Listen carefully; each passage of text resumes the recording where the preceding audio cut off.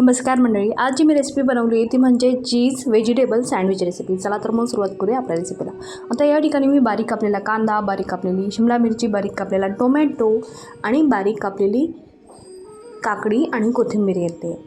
आता त्यामध्ये मी पनीर ॲड केलं आहे। पनीर टाकल्यानंतर ह्यामध्ये चवीनुसार मीठ घालायचे आणि सुके मसाले घालायचे। सुके मसाल्यांमध्ये लाल चटणी, धनिया पावडर, शेजवान चटणी, मेयोनीज आणि टोमॅटो सॉस घालायचं आहे।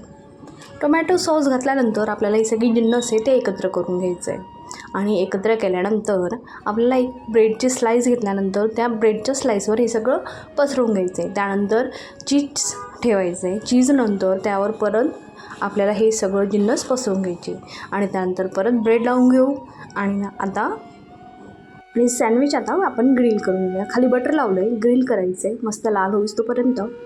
बघा मस्त असं लाल झालेलं आहे। तयार आहे आपलं चीज व्हेजिटेबल सँडविच।